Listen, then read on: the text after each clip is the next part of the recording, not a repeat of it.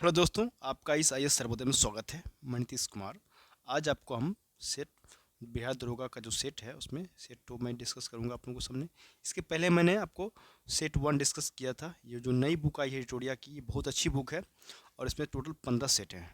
तो आगामी जो आप एग्ज़ाम देंगे बिहार दरोगा के लिए, तो बहुत ही अच्छी कलेक्शन है क्वेश्चंस का। तो आप इसको ज़रूर देखें और आप परचेज अगर किए हैं तो उसको आप ज़रूर बनाएँ। बहुत ही अच्छा कलेक्शन है क्वेश्चनों का और आपको अच्छा भी रहेगा। और जिनको भी वीडियो अच्छा लग रहा है तो आप ज़रूर शेयर करेंगे। आप लोगों से गुजारिश है कि इसको आप ज़रूर शेयर से और सब्सक्राइब जरूर करें। आप लोगों का प्यार बना रहे इसी तरह और सब्सक्राइबर को आप बढ़ाएं। ये आप लोगों से गुजारिश है हम लोगों से, ठीक है, कि हमें मेहनत लगता है, टाइम लगता है इस चीज़ों को। तो थोड़ा सा आपसे कि यही उम्मीद करेंगे कि आप लोग बस इसमें जितना हो सके उतना आप शेयर और सब्सक्राइब करने जरूर देखें करें और वीडियो को आप शुरू से लेकर लास्ट तक जरूर देखें। ये आपसे विनती है आप लोगों से कि इसको, और वीडियो अगर अच्छा लगे तो ज़रूर इसको शेयर करने का प्रयास करें। चलिए, तो अगर देखा जाए तो हम अगर 10 सेकंड का टाइम लेंगे, हमारे ऑफलाइन भी आपका स्टार्ट हो गई है। आपको सोलापुर हाट में उसमें भी आप ज्वाइन कर सकते हैं। 6:30 बजे जो आपको है इसमें घटना चक्र और परीक्षा वाणी का चैप्टर वाइज चलेगा इसमें मंडे से। और आज से स्टार्ट हो गया आपका 10 से 12। इसमें आपको 100 क्वेश्चन का कलेक्शन है। मंडे टू फ्राइडे आपका इसमें 100 क्वेश्चन सब्जेक्ट वाइज जाएगा और सैटरडे और संडे इनमें 100 क्वेश्चन का ये टेस्ट होगा, जिसमें कि आपको पूरा ऑल ओवर जीएस रहेगा इसमें। और पूरा जैसे फुल लेंथ जो टेस्ट करते हैं दरोगा का बिहार एसआई का, तो फुल लेंथ टेस्ट आपका सैटरडे और संडे 2 दिन आपका वही 10 से 12 का टाइमिंग रहेगा। और बीपीएससी की अगर बात करें हम बीपीएससी का, तो बीपीएससी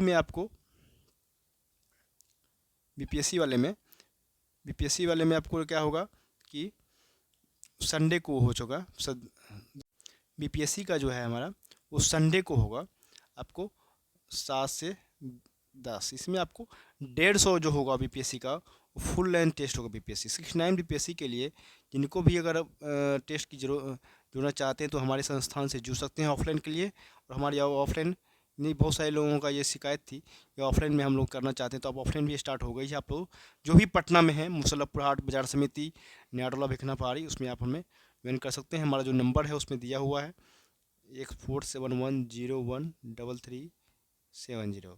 यही जो नंबर है हमारे व्हाट्सएप ग्रुप या टेलीग्राम ग्रुप पे ये नंबर मिल जाएंगे भैया।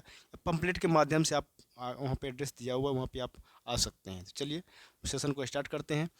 देखे जाएंगे, अगर देखें तो फर्स्ट क्वेश्चन की अगर बात करें हम, तो दिया है कि जब भारतीय न्याय पद्धति में लोकहित मुकदमा PIL लाया गया तब भारत के मुख्य न्यायमूर्ति कौन थे? M Hidayatullah, PN Bhagwati, M S Sikri और BY चंद्रचूड़। तो कौन है इसमें? PN भगवती हो जाएंगे, क्योंकि जनहित याचिका जो है जनहित को सुरक्षित रखने के लिए की गई है, मुकदमे को संदर्भित करती है तथा सामाजिक रूप से वंचित जो पार्टी है उसको, पार्टियों को न्याय की गुणवत्ता को प्रदर्शित करती है। इसमें न्यायमूर्ति कौन है? अभी PN भगवती हैं वर्तमान में भी। संसद में धन विधेयकों के संदर्भ में लिखित कौन सा कथन गलत है? मतलब ये को रहा है धन विधेयक के मामले में ये क्वेश्चन है और ये कह रहा है गलत पूछ रहा है। यह केवल एक मंत्री द्वारा पेश किया जा सकता है और ना कि निजी सदस्यों द्वारा। लोकसभा राज्यसभा की सभी या किसी भी सिफारिश को स्वीकार या अस्वीकार कर सकती है। इसे केवल लोकसभा में पेश किया जाता है या राज्यसभा द्वारा स्वीकार या संशोधित किया जा सकता है। सही आंसर क्या है उसका? D। क्यों? क्योंकि इसे राज्यसभा द्वारा अस्वीकार या संशोधित किया जा सकता है। मतलब राज्यसभा के पास धन विधेयक को खारिज करने या संशोधित करने का अधिकार नहीं होता है। इसलिए विकल्प D जो है हमारा ये क्या हो जाएगा? ये गलत पूछा जा रही थी, ये गलत हो जाएगा। और धन विधेयक को अनुच्छेद 110 के माध्यम से परिभाषित भी किया गया है। चलिए हम लोग नेक्स्ट क्वेश्चन। संविधान के किस अनुच्छेद में संसद के संयुक्त अधिवेशन की व्यवस्था, मतलब ज्वाइंट सेशन जो होता है उसकी व्यवस्था पूछा जा रहा है? 100, 160, 105, इनमें से कोई नहीं। इसका क्या हो जाएगा उसका? तो अनुच्छेद 108 में, क्योंकि संविधान के अनुच्छेद 108 में संसद के संयुक्त अधिवेशन की व्यवस्था है। संयुक्त अधिवेशन राष्ट्रपति द्वारा बुलाया जाता है तथा इसकी अध्यक्षता कौन करता है? लोकसभा स्पीकर करते हैं, इसकी अध्यक्षता करते हैं, ठीक है। और संयुक्त बैठक की अध्यक्षता की अनुपस्थिति के दौरान सदस्य के उपाध्यक्ष या यदि वह अनुपस्थित है तो राज्यसभा का उपसभापति द्वारा भी किया जा सकता है, ठीक है। अगला क्वेश्चन है, भारत के संविधान में किस पद का उल्लेख नहीं है? इसमें से कौन ऐसा पद है जिसका उल्लेख नहीं है हमारे संविधान में? लोकसभा अध्यक्ष, उप प्रधानमंत्री, राज्यसभा का उपाध्यक्ष, विधानसभा का उपाध्यक्ष। तो ये उप प्रधानमंत्री का पद का उल्लेख नहीं है, क्योंकि भारतीय संविधान में उप प्रधानमंत्री की कोई व्यवस्था नहीं है। भारत में प्रशासनिक सुधार आयोग जो था 1976 से कब तक? तो 70 में अगर देखा जाए तो उप प्रधानमंत्री के अधीन प्रशासनिक सुधारों के विभाग को एक रखा गया था, देखा जाए कि व्यवस्था किया गया था। भारत में प्रधानमंत्री के पद का सृजन अब तक 7 बार किया जा चुका है, जिसमें कि अगर देखा जाए भारत के प्रथम उप प्रधानमंत्री तो सरदार वल्लभ भाई पटेल थे। सरदार वल्लभ भाई पटेल भारत के प्रथम उप प्रधानमंत्री थे। अगला क्वेश्चन, कौन सा संविधान संशोधन राष्ट्रपति को किसी भी मामले को पुनः विचार करने के लिए मंत्रिमंडल को भेजने की शक्ति प्रदान करता है? ये देखिए पूछा जा रहा है कि मंत्रिमंडल को भेजने का शक्ति प्रदान करता है। 39वां संविधान संशोधन, 44वां संविधान संशोधन, 42वां संविधान संशोधन और 93वां। ये सही आंसर जो हो जाएगा इसमें दोस्तों हो जाएगा सी, क्योंकि 44वां संविधान संशोधन अधिनियम 1978 1978 राष्ट्रपति को किसी भी विषय को पुनर्विचार करने के लिए मंत्रिमंडल के पास भेजने की शक्ति प्रदान करता है ये। और हालांकि अगर देखा जाए तो इसे पुनर्विचार के बाद राष्ट्रपति को दी गई सलाह के अनुसार भी कार्य करना पड़ता है। सर्वोच्च न्यायालय के न्यायाधीश बनने के लिए न्यूनतम आयु कितनी क्या है? 30 वर्ष, 45 वर्ष, 35 वर्ष, इनमें से कोई नहीं। देखा जाए तो सर्वोच्च न्यायालय के न्यायाधीश बनने की न्यूनतम आयु सीमा निर्धारित नहीं किया गया है। एक बार नियुक्त होने के बाद इनके अवकाश ग्रहण की आयु सीमा 65 वर्ष होता है। और सर्वोच्च न्यायालय के न्यायाधीशों के पद एवं गोपनीयता की शपथ को दिलाते हैं राष्ट्रपति। तो इसमें से क्या हो जाएगा? इनमें से कोई नहीं। ऐसे ऐसे क्वेश्चन में आप कंफ्यूज कर सकते हैं, ठीक है। तो इसलिए को ऐसे क्वेश्चन को अच्छे से देखना है। हो सकता है वही एग्जाम में जाके आपको अगर आ गए तो आपको ये क्वेश्चन में गलत कर सकते हैं। भारत के राष्ट्रपति अपनी शक्तियों का प्रयोग करते हैं मंत्रियों के द्वारा, प्रधानमंत्री के द्वारा, मंत्रिमंडल द्वारा और फिर तथा अपने अधीनस्थ अधिकारियों के द्वारा। ये क्वेश्चन BPS 62 BPS में पूछा गया है। तो इसका सही आंसर होगा सीधे तथा अपने अधीनस्थ अधिकारियों के द्वारा, क्योंकि भारतीय संविधान के अनुसार भारत का राष्ट्रपति होगा।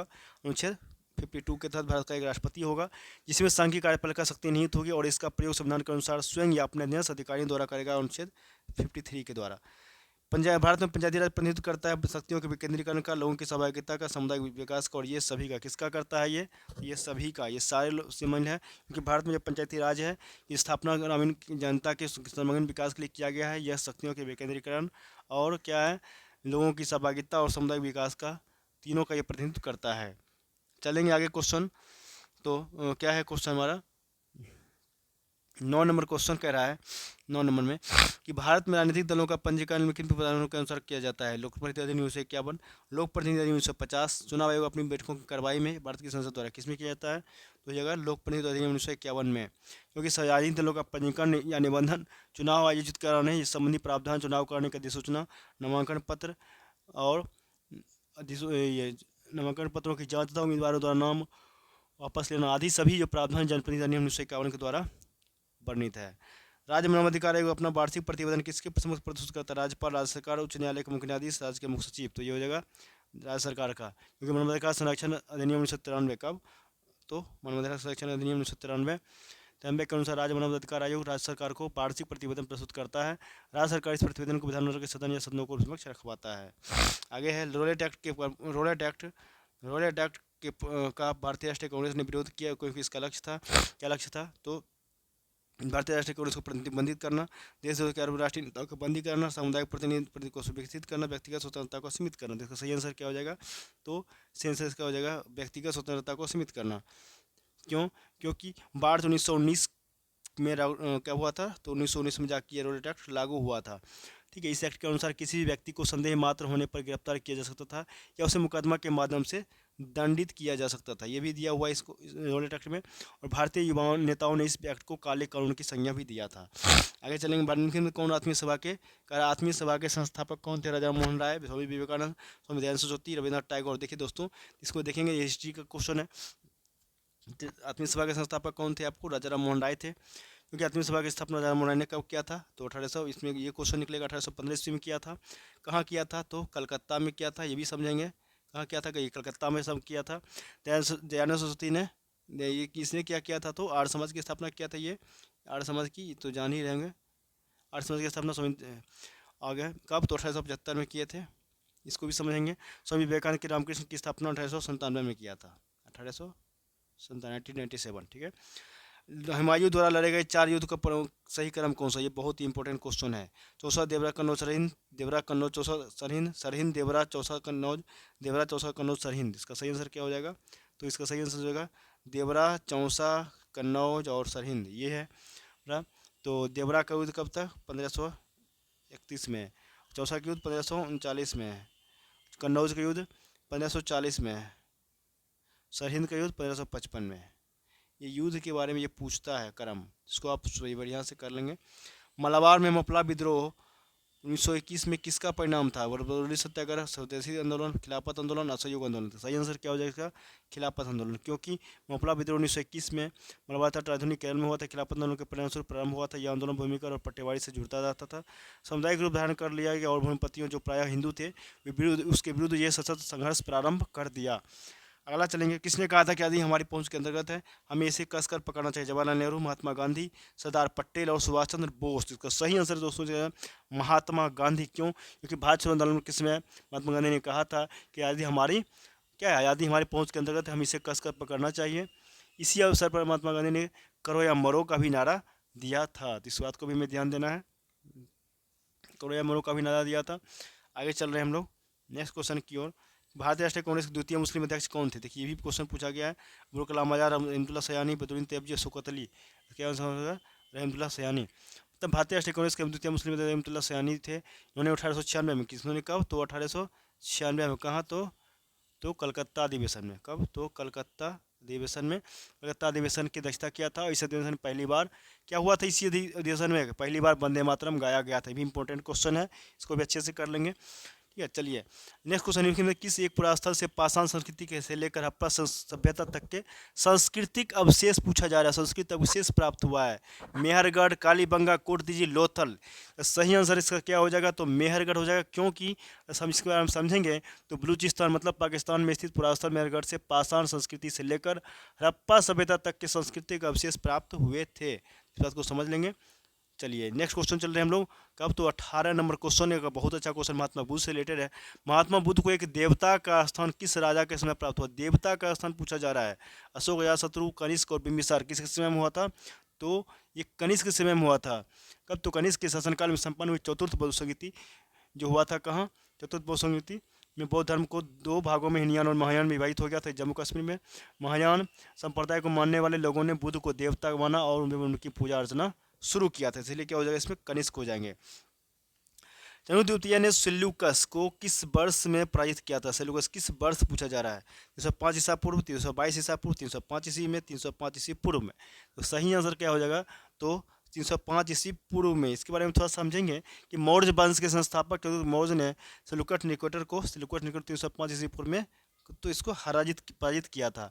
संघर्ष के बाद हुई संधि के शर्तों के अनुसार चंद्रगुप्त मौर्य को हेरात, कंधार, काबुल और मकरान के प्रदेश प्राप्त हो जाता है। और चंद्रगुप्त ने 500 हाथी कितना? चंद्रगुप्त ने 500 हाथी जो है सेल्यूकस को उपहार में दिया था। रजत सिक्के जारी करने वाला प्रथम गुप्त शासक कौन था? चंद्रगुप्त प्रथम, समुद्र कुमार गुप्त, चंद्रगुप्त द्वितीय, समुद्रगुप्त। सही आंसर दोस्तों इसका चंद्रगुप्त द्वितीय हो जाएगा। क्यों? क्योंकि रजत सिक्के जारी करने वाला प्रथम गुप्त शासक चंद्रगुप्त द्वितीय था, जिसको गुप्त काल में रुपया क्या रूपक कहा जाता था। चंद्रगुप्त द्वितीय ने सख्त मुद्राओं के कारण ही अनुकरण पर रजत मुद्राओं को उत्कीर्ण करवाया था। इनमें से कौन सा सुल्तान है जिसने अपना फरमान में सरदार या अमीरों को मंसद ए आली की नाम से संबोधित करता था? कुतुबुद्दीन ऐबक, अलाउद्दीन खिलजी, बलबन और बहलोल लोदी। दोस्तों इसका सही आंसर हो जाएगा बहलोल लोदी। और इसके बारे में डिस्कस करें तो लोदी वंश का संस्थापक कौन था? बहलोल लोदी था। बहलोल लोदी अपने सरदारों का बड़ा सम्मान करता था। वह अपने सरदारों को मंसद ए आली कहकर पुकारता था। मोहम्मद बिन तुगलक किस निम्नलिखित प्रयोगों या अभियानों को कर अनुसार सजाना है? सांकेतिक मुद्रा, दुआ में कर वृद्धि, राजधानी परिवर्तन और कराची अभियान।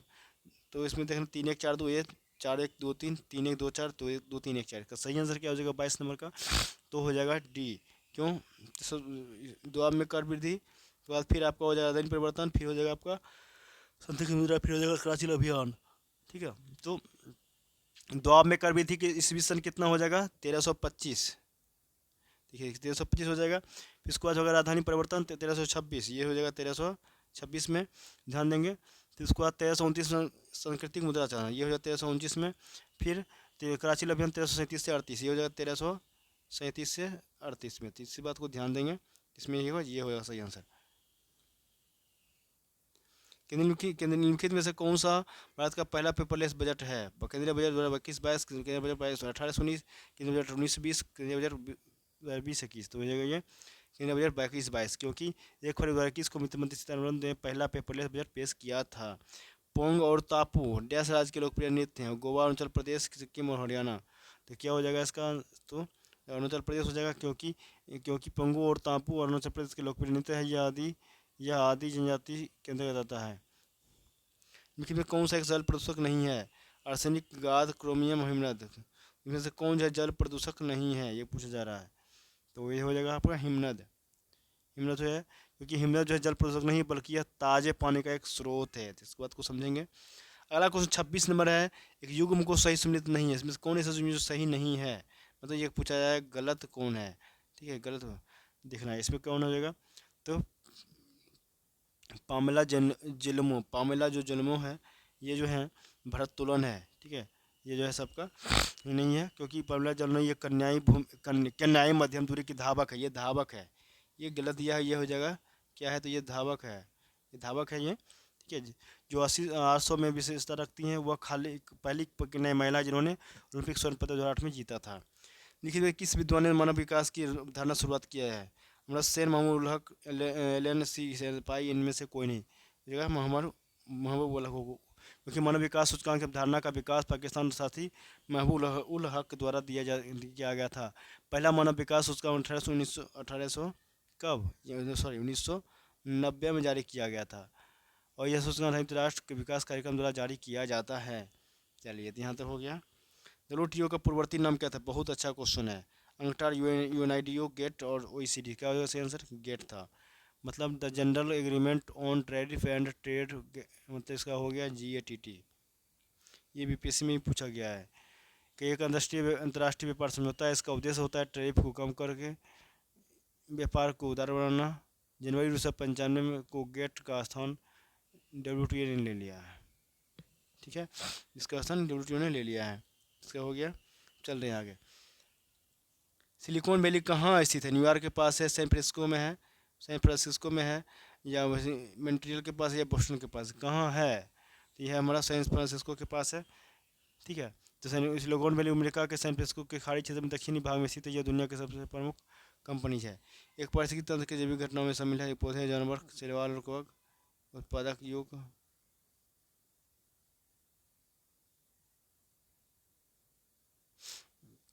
इसके बारे में अगर समझेंगे तो उत्पादक, उपभोक्ता और उपघटक, मतलब पारिस्थितिकी तंत्र के जैविक घटक में उत्पादक उत्पादक भी है, और कौन सा है, उपभोक्ता भी है, और अपघटक भी है, ये तीनों शामिल है, ये तीनों शामिल है। नेक्स्ट क्वेश्चन है, national cricket tribunal NGT Bharat सरकार द्वारा स्थापित किया गया था 2000, 2008, 2005, 2010 का स्थापित किया गया था, तो 2010 में, क्योंकि भारतीय न्यायाधिकरण एनजीटी जो है, ये एनजीटी जो है, ये एनजीटी जो है भारत सरकार द्वारा 18 अक्टूबर 2010 को किया गया था, प्रस्तावित गठन किया गया था। इसके द्वारा पर्यावरण संरक्षण, वन एवं अन्य प्राकृतिक संसाधनों से संबंधित मामलों का निपटान भी किया जाता है। जैविक ऑक्सीजन डिमांड बीओडी एक प्रकार का प्रदूषण सूचकांक है, जलीय वातावरण का, वायु का, मृदा का, उपरोक्त सभी किसका है ये, तो ये है आपका जलीय वातावरण का है। ठीक है, क्योंकि बीओडी जल प्रदूषण मापने की मुख्य इकाई कार्बनिक एवं अकार्बनिक विशिष्ट घटित अपघटित होने के लिए जल निकायों में घुलनशील ऑक्सीजन का उपयोग करते हैं। बीओडी का अधिक होना जल के संक्रमित होने को भी दर्शाता है, इस बात को भी ध्यान देना है। राष्ट्रीय युवा दिवस का इसमें से विषय थीम क्या था राष्ट्रीय युवा दिवस का, तो इसमें से क्या हो जाएगा, विकसित गांव विकसित भारत, विकसित गांव युवा विकसित भारत, युवाओं का विकास, देश का विकास, युवाओं की बढ़ती जन भागीदारी। तो इसका सही आंसर क्या हो जाएगा, विकसित युवा विकसित भारत। राष्ट्रीय युवा दिवस 12 कब मनाया जाता है, भारतीय युवा दिवस ये मनाया जाता है 12 जनवरी को, तो ध्यान देंगे।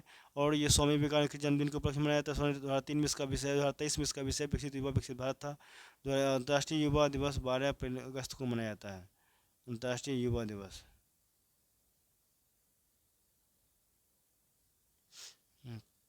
नेक्स्ट क्वेश्चन है, हाल ही में प्रसिद्ध व्यक्तित्व वानी जयराम का निधन हो गया, जो उसका संबंध किससे से था, संगीत, प्रशासन, राजनीति और खेल, किस संबंध से उनका, तो ये संगीत से था। अगला क्वेश्चन है 35 नंबर, स्वतंत्रता गणतंत्र दिवस में की झांकी में किस राज्य की झांकी को प्रथम स्थान मिला, असम, उत्तराखंड, उत्तर प्रदेश और गोवा। इसका सही आंसर हो जाएगा उत्तराखंड को, क्योंकि गणतंत्र दिवस 2023 में सबसे बेस्ट झांकी अवार्ड उत्तराखंड राज्य को दिया गया, दूसरे नंबर पर महाराष्ट्र, तीसरे नंबर पर उत्तर प्रदेश है। दादा साहेब फाल्के राष्ट्रीय पुरस्कार हेतु किस फिल्म को बेस्ट फिल्म के लिए चुना गया है, चंद्र, द कश्मीर फाइल, RRR और A+B दोनों। सही आंसर क्या हो जाएगा, द कश्मीर फाइल हो जाएगा। क्यों कि 2023 के लिए दादा साहेब फिल्म फेयर पुरस्कार में बेस्ट फिल्म का पुरस्कार द कश्मीर फाइल को दिया गया, जबकि फिल्म ऑफ द ईयर का खिताब RRR को दिया गया।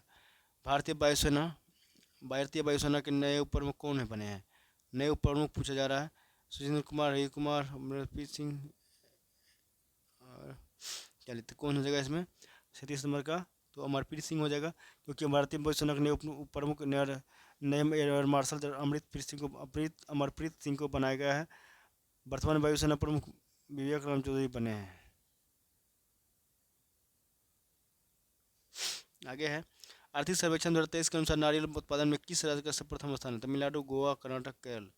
तो क्या हो जाएगा इसका सही आंसर? तो डी केरल का है, क्योंकि आर्थिक सर्वेक्षण 22-23 में किए गए घोषणा के अनुसार नारियल उत्पादन में प्रथम स्थान पर केरल है, क्योंकि दूसरे स्थान पर कर्नाटक, तीसरे स्थान पर तमिलनाडु है। आगे चलेंगे, 17वां वन स्थिति रिपोर्ट 2021 के अनुसार भारत के कितने राज्यों या केंद्र प्रदेशों ने 33% भूभाग पर वनावरण लक्ष्य को प्राप्त किया है? 17, 21, 20 और 24 का सही आंसर क्या हो जाएगा? 39 में क्या हो जाएगा? ये 17 है, क्योंकि 17वां वन स्थिति रिपोर्ट 2021 के अनुसार भारत के लगभग 17 राज्यों या केंद्र प्रदेशों ने 33% क्या किया? तो वनावरण को लक्ष्य प्राप्त किया। देश में कुल वनावरण में वृक्षारोपण की स्थिति का प्रतिशत 24.62 है प्रतिशत है। आगे चल हम लोग 40 नंबर क्वेश्चन जो है, पहली बार बीसीसीआई द्वारा आयोजित महिला प्रीमियर लीग 2023 में कुल कितनी टीम भाग लेगी? 5, 7, 6, 8। कितना टीम भाग लेने जा रही है? तो 5। महिला प्रीमियर लीग 2023 के प्रथम संस्करण का आयोजन 4 से 26 मार्च 2023 तक किया गया था। इसमें कुल 5 टीम भाग लिया था। अगला है, नवोदित लेखकों को प्रोत्साहित करने के उद्देश्य से भारत सरकार ने किस योजना की शुरुआत की? युवा 2.0 प्रोत्साहन मार्गदर्शक कोई नहीं। तो सही आंसर हो जाएगा युवा 2.0, मतलब 30 वर्ष से कम उम्र के युवा जो है नवोदित लेखकों को प्रोत्साहित करने के उद्देश्य से शिक्षा मंत्रालय द्वारा युवा 2.0 योजना की शुरुआत की है। यह उद्देश्य नेशनल बुक ट्रस्ट के माध्यम से लागू किया जाएगा। अगला क्वेश्चन है, ब्रिटेन के प्रधानमंत्री ऋषि सुनक का संबंध भारत के किस राज्य से है? पंजाब, उत्तर प्रदेश, राजस्थान, गोवा। तो संबंध क्या हो जाएगा? पंजाब से रखते हैं। ब्रिटेन के वर्तमान प्रधानमंत्री ऋषि सुनक का जन्म 12 मई 1980 को ब्रिटेन में हुआ था। परंतु उनके पूर्वज पंजाब राज्य के संबंधित थे।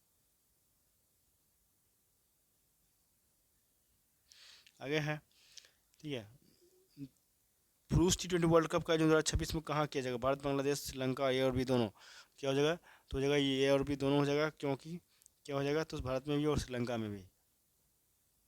2026 में पुरुष T20 वर्ल्ड कप का आयोजन 2026 भारत और श्रीलंका दोनों में संयुक्त रूप से किया जाएगा, जबकि 2024 में इसका आयोजन यूएसए एवं कहाँ 2024 वाला इसका आयोजन यूएसए एवं वेस्ट इंडीज में किया जाएगा। ठीक है, चलो आपका 44 नंबर जो क्वेश्चन है, राष्ट्रमंडल खेल 2022 में स्वर्ण पदक जीतने वाले सुधीर लाट का संबंध किस खेल से? कबड्डी, कुश्ती, भारोत्तोलन और बॉक्सिंग। किससे है?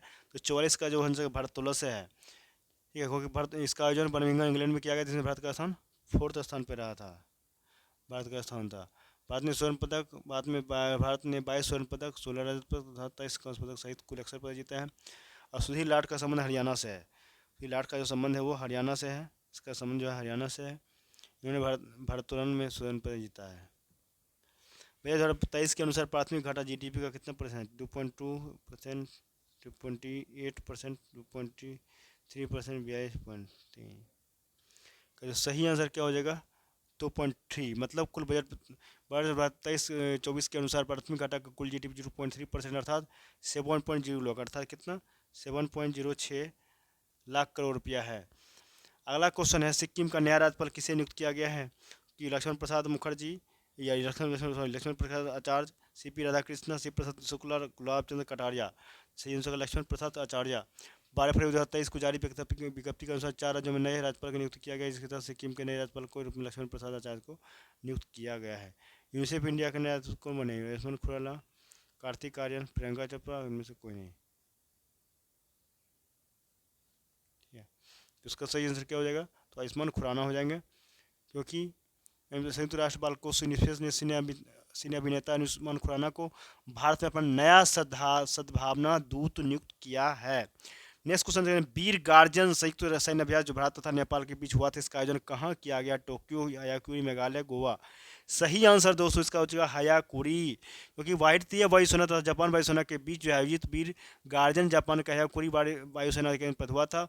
भारतीय दल का नेतृत्व इसमें महिला स्क्वाड्रन लीडर अवंती चतुर्वेदी ने किया था। नरेंद्र मोदी प्रधानमंत्री नरेंद्र मोदी द्वारा दीप महोत्सव का शुभारंभ कहाँ किया गया? नई दिल्ली, छत्तीसगढ़, लद्दाख और उड़ीसा। सही आंसर क्या हो जाएगा? 49 इसमें नई दिल्ली हो जाएगा, क्योंकि 12 से 27 फरवरी तक दिल्ली के मेजर ध्यानचंद नेशनल स्टेडियम में आदि महोत्सव का आयोजन किया गया था। इसका जो है आयोजन हर वर्ष प्रतिवर्ष किया जाता है। अगला क्वेश्चन है, T20 cricketer of the year 2022 का अवार्ड किसे दिया गया? बाबर आजम, बेंटोक, सूर्य कुमार यादव, ईशान किशन। सही आंसर किसे दिया होगा दोस्तों? तो सूर्य कुमार यादव को। ठीक है, सूर्य कुमार यादव को 2022 के लिए सबसे T20 क्रिकेटर का अवार्ड दिया गया, जबकि बाबर आजम को वर्ष के सबसे क्रिकेटर का अवार्ड दिया गया था। पद्म विभूषण पुरस्कार 2023 से संबंधित श्रीनिवास वर्धन का संबंध किस क्षेत्र है? विज्ञान, राजनीति, कला और साहित्य। सही आंसर क्या हो जाएगा 51 का?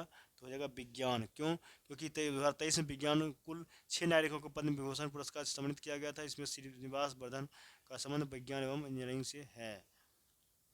आगे चलेंगे हम आपको 53 क्वेश्चन नंबर क्वेश्चन में।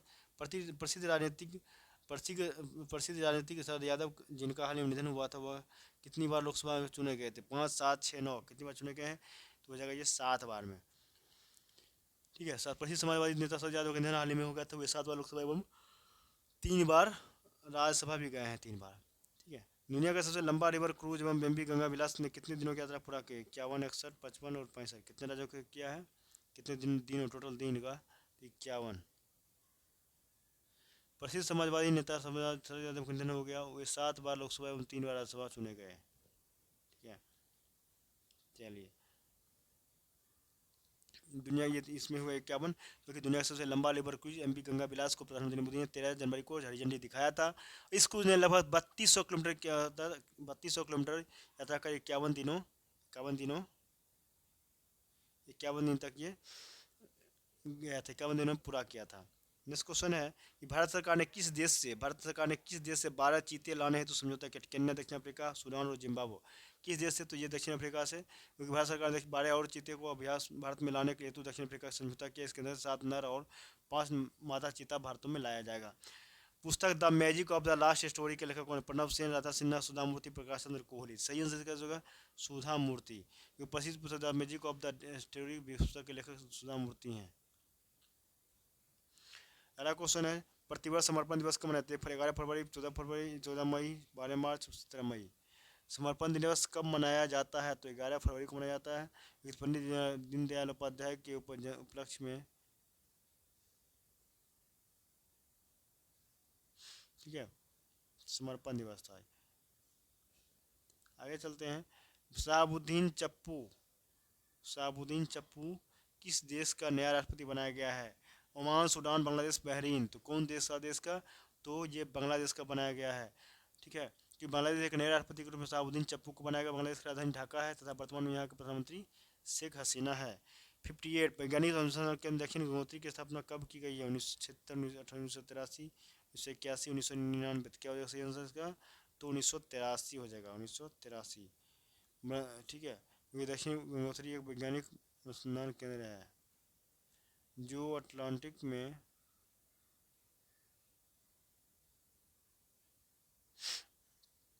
क्या हो जाएगा इसका डेट का? तो 1983 से, क्योंकि दक्षिण गंगोत्री एक वैज्ञानिक अनुसंधान केंद्र है जो अंटार्कटिका में स्थित है। इसकी स्थापना 1983 में किया गया था।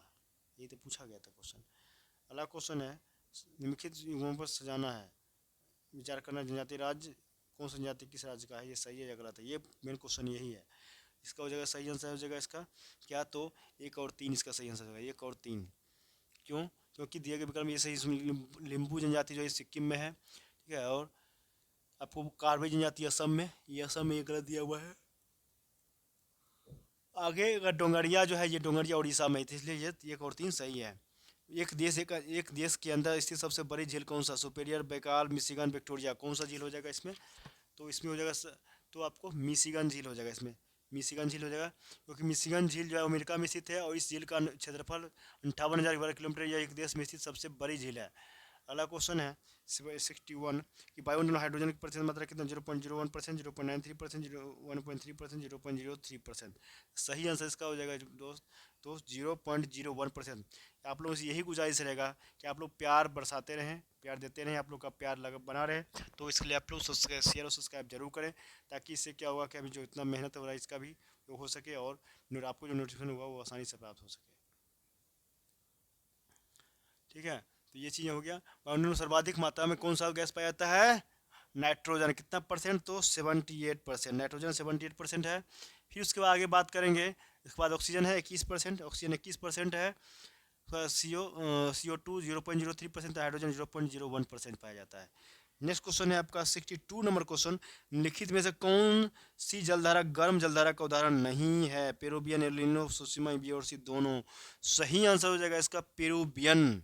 पेरुवियन पेरुवियन प्रशांत महासागर की ठंडी जलधारा है, जबकि सुसीमा, एल्बिनो, क्यूरियोसियो आदि गर्म जलधारा का उदाहरण है। स्थल ये आगे है 63 का, भारतीय मानसून मौसमी विस्थापन से इंगित है, जिसका प्रमुख कारण है ताप की समानता, स्थल तथा समूहों की विविधि, तापमान, एशिया की ठंडी हवा और सभी। तो इसका सही आंसर क्या हो जाएगा? स्थूल तथा समूहों का विविधि तापमान, क्योंकि भारत में मानसून आने का प्रमुख कारण स्थल तथा समूहों का तापांतर है। स्थल के अधिक गर्म हो जाने तथा समुद्र के अधिक न हो जाने के कारण।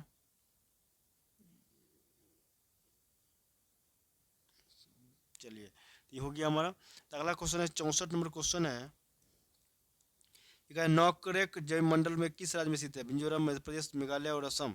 नौकरेक जो है आपका मेघालय में है, ठीक है, मेघालय में है। और जब नौकरी जब क्षेत्र मेघालय में 23 से 2009 में यूनेस्को की 2009 में इसको यूनेस्को की सूची में शामिल किया गया था। कौन सा डेल्टा कैम कुमोरिन एवं कृष्णा डेल्टा के माध्यम से स्थित है? मलबा तट, कोंकण तट, कोरोमंडल तट।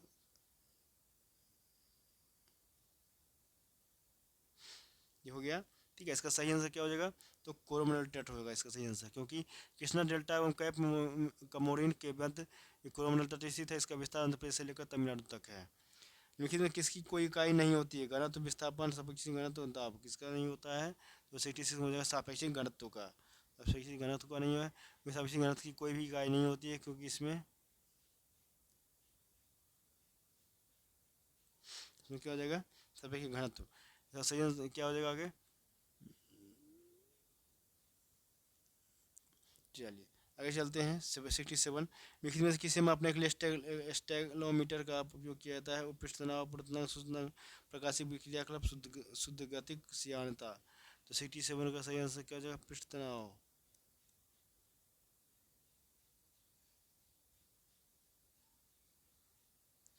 अगला क्वेश्चन है, यदि किसी वस्तु वृत्ताकार पथ में घुमाई जाती है तो उस पर किया गया कार्य कैसा होगा? शून्य होगा, या ऋणात्मक होगा, या धनात्मक, या निर्धारित नहीं किया जा सकता। कैसा होगा 68 का क्वेश्चन? तो ये हो जाएगा आपका क्या? तो शून्य हो जाएगा। क्योंकि क्यों होगा शून्य? क्योंकि यदि कोई वृत्त या लगा वृत्ताकार पथ पर घुमाई जाती है तो उस पर किया गया कार्य शून्य होता है, क्योंकि वृत्ताकार पथ के चक्कर में विस्थापन भी शून्य ही होता है।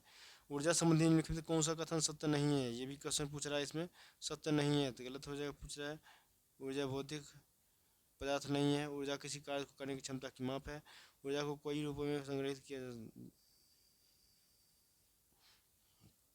15 के द्वारा निर्गत ऊर्जा द्रव्यपात में पाई जाती है। अगला क्वेश्चन है, एक पत्थर किसी स्प्रिंग तुला पर बंधा हुआ है, जब किसी ने।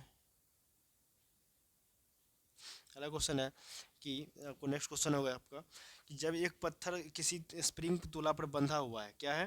तो स्प्रिंग तुला पर बंधा हुआ है, निम्नलिखित स्थितियों में कौन सी स्प्रिंग तुला की रीडिंग में सबसे कम भार पूछ रहा है? जब वह पत्थर हवा में लटका हुआ है, जब वह पत्थर किसी बीकर के लिए पानी की सतह पर हो, जब वह पत्थर किसी बीकर के लिए पानी में पूरी तरह निमज्जित हो, जब वह पत्थर किसी बीकर में के लिए पानी का आंशिक रूप से निमज्जित हो। तो क्या हो जाएगा इसका सही आंसर? क्या हो जाएगा 70 का? तो इसका सही आंसर हो जाएगा सी, क्योंकि जब वह पत्थर किसी बीकर के पानी में बुरी तरह निमज्जित हुआ, क्या एक पत्थर किसी स्प्रिंग तुला पर बंधा हुआ है, जब वो पत्थर है जो है सो किसी जब वो पत्थर किसी बीकर में ले लिए पानी में पूरी तरह निमज्जित हो जाएगा तो क्या होगा? तो तुला के रिंग में सबसे कम भार दिखाई देगा। नेक्स्ट क्वेश्चन है, बोरोसिलिकेट ग्लास बर्तन का माइक्रोवेव माइक्रो ओवन में प्रयोग किया जाता है, क्योंकि ये अंगूर नहीं है, यह बात देखिए।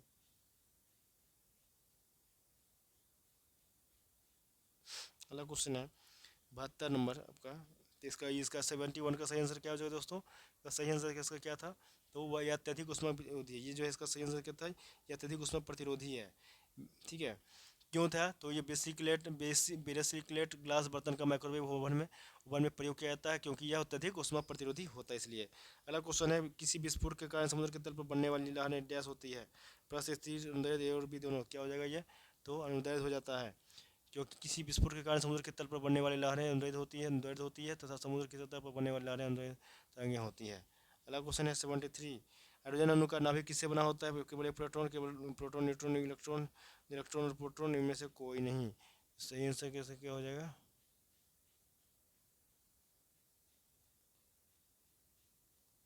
चलिए, तो इसका सही आंसर क्या हो जाएगा इसका 273 का, तो हो जाएगा केवल एक प्रोटॉन हो जाएगा। इसका सही आंसर केवल एक प्रोटॉन हो जाएगा। क्यों? हाइड्रोजन का अणु का नाभिक किससे बना होता है? तो केवल प्रोटॉन का बना होता है। ठीक है, क्योंकि हाइड्रोजन परमाणु में एक प्रोटॉन और एक इलेक्ट्रॉन होता है। प्रोटॉन इलेक्ट्रॉनिक के नाभिक में होता है तथा इलेक्ट्रॉन नाभिक के चारों ओर चक्कर लगाता रहता है। नेक्स्ट क्वेश्चन जो आपका है 74 नंबर क्वेश्चन के देखेंगे, तो 74 नंबर क्वेश्चन में कह रहा है कौन सा विकल्प है जो सही संयोजक यौगिक अणु नहीं है? निम्न गलनांक और क्वथनांक, उच्च गलनांक और क्वथनांक, ऊष्मा विद्युत का दुर्बल चालक, जल में विलय और कार्बनिक विलायकों में विलय। इसका सही आंसर दोस्तों हो जाए उच्च गलनांक और क्वथनांक, क्योंकि सहसंयोजक अबंध युक्त यौगिकों को सहसंयोजक यौगिक कहा जाता है। सहसंयोजक यौगिक परमाणुओं के बीच इलेक्ट्रॉनों के साझे द्वारा बनते हैं ये निम्न। ठीक है, आगे है इथेनॉल को इथेन के रूप में परिवर्तित करने के लिए डिहाइड्रेटिंग एजेंट के रूप में उपयोग किया जाता है। निकिल, ताप, सूर्य का प्रकाश, सांद्र सल्फ्यूरिक अम्ल। तो सही आंसर क्या हो जाएगा? सांद्र सल्फ्यूरिक अम्ल, क्योंकि इथेनॉल को इथेन में परिवर्तित करने के लिए डिहाइड्रेटिंग एजेंट के रूप में सांद्र सल्फ्यूरिक अम्ल का प्रयोग किया जाता है। 76 में क्या आधुनिक आवर्त सारणी में प्रथम धातु तत्व कौन सा? Li, He, हीलियम, Na और Hz। सही आंसर क्या होगा 76 का? तो Li हो जाएगा। क्यों? ये लिथियम, Li का मतलब क्या होता है? लिथियम, मतलब लिथियम जो अपनी आधुनिक आवर्त सारणी में प्रथम धातु तत्व है, जबकि हाइड्रोजन पहला आधुनिक तत्व है। हाइड्रोजन क्या है? पहला आधुनिक तत्व है। 77 जो उदासीन गैसीय परमाणु के पायतम कक्षा या कोष से एक इलेक्ट्रॉन को हटाने के लिए न्यूक्लियस में किसकी आवश्यकता होती है? उसमें आयन ऊर्जा या इलेक्ट्रॉन ऊर्जा बंधुआ।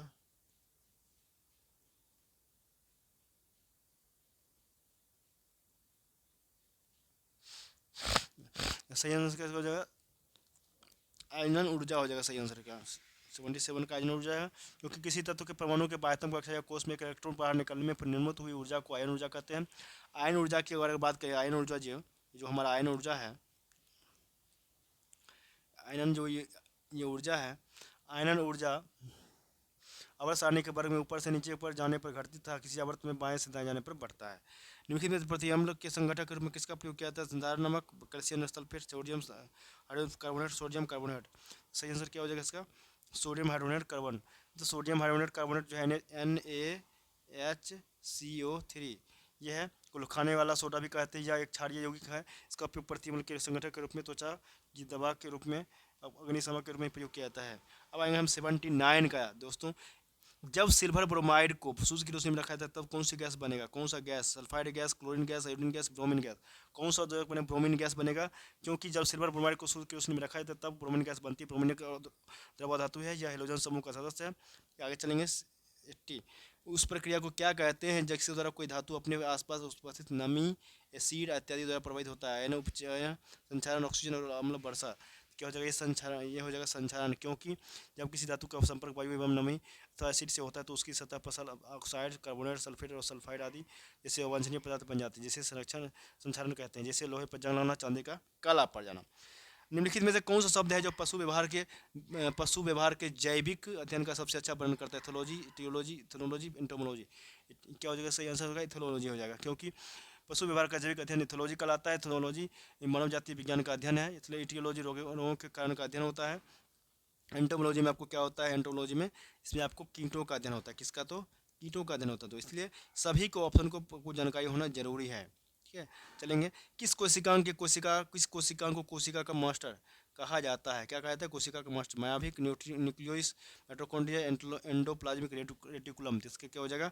नाभिक। क्यों? क्योंकि नाभिक को कोशिका का मास्टर कहा जाता है। नाभिक कोशिका जो है, नाभिक जो है कोशिका के डीएनए के ब्लूप्रिंट के अवयव को अपने में समाहित रखता है। नेक्स्ट क्वेश्चन है, निम्नलिखित में कौन सा अस्थायी उत्तक एक पौधे को कठोर और मजबूत बनाता है? दोस्तों क्या कहता है क्वेश्चन इसका? कौन सा अस्थायी उत्तक एक पौधे को कठोर और मजबूत बनाता है? कोलेन का कायमा, एरेन कायमा, पेरेन कायमा, स्क्लेरन कायमा। इसका सही आंसर क्या हो जाएगा? तो स्क्लेरन कायमा, क्योंकि क्या है? तो स्क्लेरन कायमा एक साधारण स्थायी उत्तक होता है। यह उत्तक जो है पौधे को कठोर और मजबूत बनाता है ये, इसलिए इसका सही आंसर यही होगा। निम्नलिखित में से कौन सा दूध का प्रोटीन है? कौन सा दूध का प्रोटीन है? Rennin, glycine, casein, galactose. का सही आंसर क्या हो जाएगा?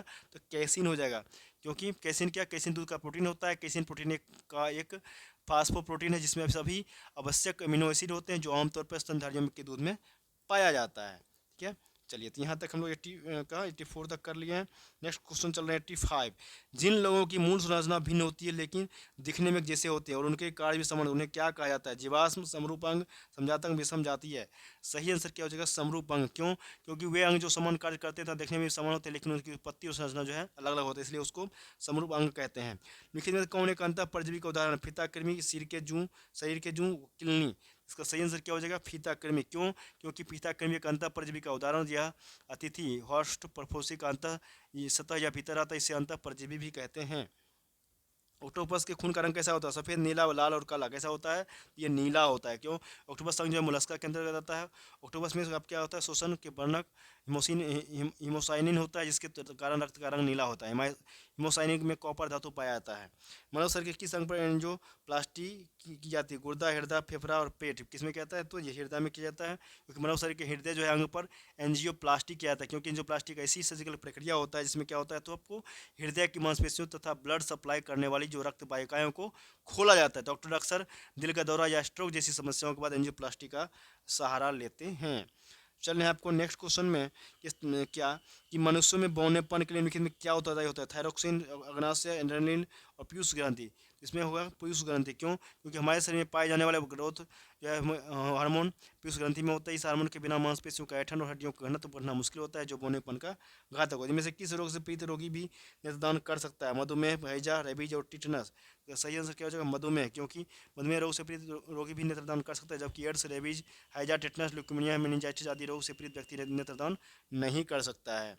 नेक्स्ट क्वेश्चन, निम्नलिखित में से कौन सा पदार्थ जो है पदार्थ तंबाकू मौजूद होता है? कैफीन, निकोटीन, मॉर्फिन और हशीश। मतलब तंबाकू में कौन सा पदार्थ होता है इनमें से?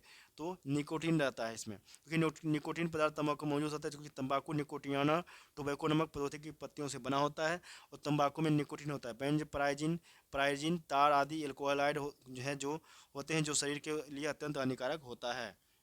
अगला, निम्नलिखित लघु उद्योग की क्या समस्या है? पूंजी का अभाव, विपणन जानकारी का अभाव, कच्चे माल का अभाव, उपयुक्त सभी। इसका क्या हो जाएगा सही आंसर? तो इसमें जो सभी हो जाएगा, क्योंकि वर्तमान में भारतीय लघु उद्योगों की प्रमुख समस्या है पूंजी का अभाव भी है, विपणन की समस्या भी है और कच्चे माल का अभाव है, आधारभूत संरचना का भी अभाव है, इसलिए ये हो जाएगा। नेक्स्ट क्वेश्चन है, सेनभेट का संबंध किससे है? सेनभेट ये इकोनॉमिक्स का क्वेश्चन है। सीमा शुल्क, मूल्यवर्धित कर, केंद्रीय उत्पाद शुल्क और केंद्रीय बिक्री कर। क्या हो जाएगा? सेनभेट का मतलब सेंट्रल वैल्यू एडेड टैक्स का संबंध हमारा केंद्रीय उत्पाद शुल्क से है। ये बहुत अच्छा क्वेश्चन है। अगला क्वेश्चन है आपका 94 नंबर का कि भारत में कागजी मुद्रा प्रथम बार कब शुरू किया गया था? प्रथम बार कब शुरू किया गया था? 1862, 1601, 1880, 1542 से हो जाएगा 94 का 1862 ईस्वी में, क्योंकि भारत सरकार का प्रथम कागजी मुद्रा 1862 में जारी किया गया था। निम्नलिखित में कौन सा एक भारतीय रिजर्व बैंक का कार्य नहीं है?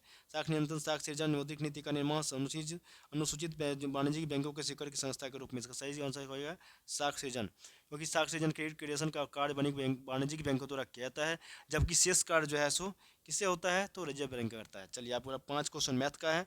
5 क्रमिक विषय संख्याओं का औसत 21 है। इनमें सबसे छोटी संख्या ज्ञात की 19, 23, 17, 25 का सही आंसर क्या हो जाएगा दोस्तों? 17 हो जाएगा। राम को परीक्षा में उत्तीर्ण होने के लिए 36 प्रतिशत अंक प्राप्त करने थे, उसने 24 अंक प्राप्त किए थे। 9 अंक उत्तीर्ण रहा। परीक्षा का पूर्णांक क्या थे? 60, 80, 75, 90। सही आंसर क्या हो जाएगा? तो 75।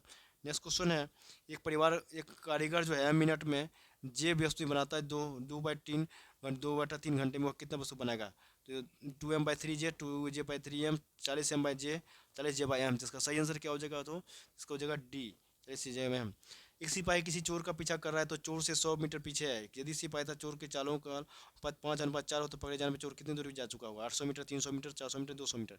तो सही आंसर क्या हो जाएगा? 400 मीटर। ये होगा 400 मीटर हो जाएगा।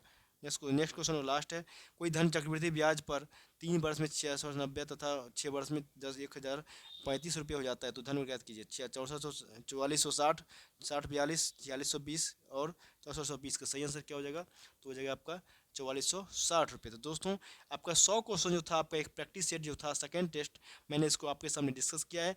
कृपया आप लोग को वीडियो अच्छा लगे तो जरूर इसको शेयर और सब्सक्राइब कर जरूर करें। इससे में क्या होता है कि मोटिवेशन प्राप्त होता है और आपको भी आने वाली नोटिफिकेशन आसानी से प्राप्त हो जाता है। और आप लोग यही गुजारिश रहेगा, विनती है कि आप लोग का प्यार बना रहे। आप लोग का प्यार बस इसमें यही गुजारिश है कि आपको जितना हो सके आप इसको शेयर करने का प्रयास करें, इसलिए सब्सक्राइबर बढ़े, इसलिए आपसे ये उम्मीद की जाती है। चलिए, हम लोग नेक्स्ट वीडियो में मिलते हैं, तब तक के लिए बहुत बहुत धन्यवाद।